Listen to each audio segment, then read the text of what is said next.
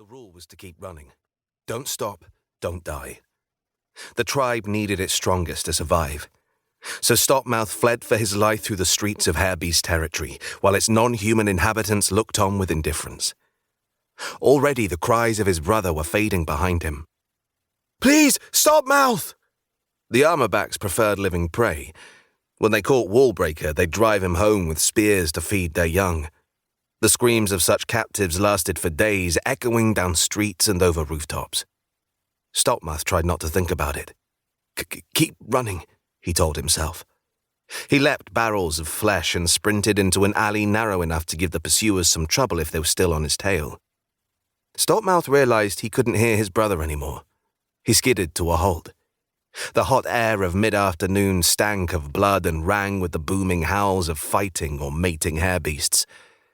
He could feel his heart battering against his ribs, and he leaned his tall frame for support against a crumbling wall. Don't stop, don't think, keep running. He wiped his stinging eyes and whispered the name, Wallbreaker. Humanity might survive without his brother, but Stopmouth knew he could not. Wallbreaker had always been the darling of the tribe. He'd been a sweet child, grown up to be a great hunter, and people would forgive him anything, even a half-idiot brother. And they had forgiven always, smiling indulgently through the younger boy's stammers in order to please his handsome sibling. And yet, if Wallbreaker failed to make it back, Mossheart would have to marry somebody else, and that would mean... Stopmouth pushed the thought away with a shiver of self-disgust. He forced himself to turn around. He tried to spot his brother, but crowds of burly harebeasts blocked his way. The creatures filled the marketplace with the sharp stink of their fur. They bartered for flesh in high, gabbling voices, and sometimes the larger males would push against each other, chest to chest, until one gave way. He shoved sweaty brown hair out of his eyes and marched back the way he'd come. The councillors would be angry if they knew what he was doing. "Suicide!" they'd cry. "Waste!" He didn't even have a spear to defend himself, having abandoned it in his flight. He reached the last place he'd heard his brother's voice, an alley flanked by tall buildings where light from the great roof struggled to penetrate. He found some traces of blood here, but they were old. Stopmouth tiptoed to the far end, his muscles trembling with exhaustion, his body and loincloth dripping with sweat.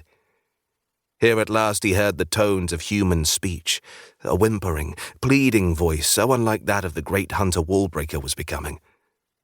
This can't be my brother, Stopmouth thought. The alley opened onto a small square where incomprehensible murals covered the walls with swirls of dried blood.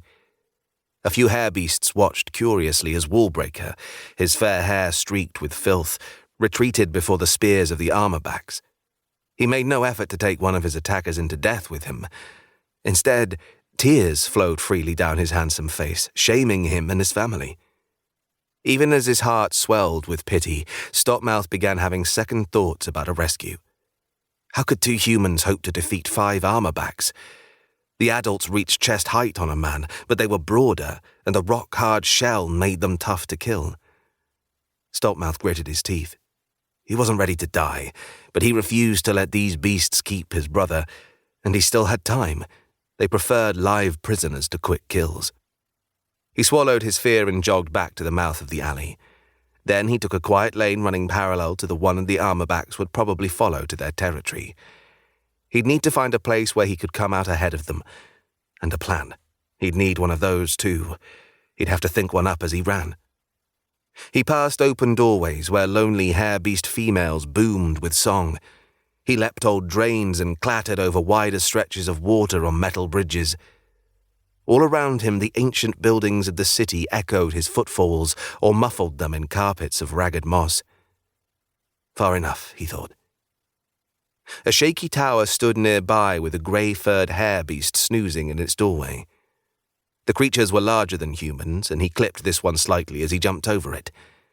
He pounded up the stairs, ignoring its bellows. He had no idea what it was saying. All he knew was that the creature was unlikely to break treaty to hunt him. 3 floors later, he reached the roof. The surface creaked underfoot and cracks snaked all over it. The whole building looked ready to collapse. To keep listening to this audiobook, I've left you a link in the description so you can do it, at no cost thanks to Audible's 30-day free trial.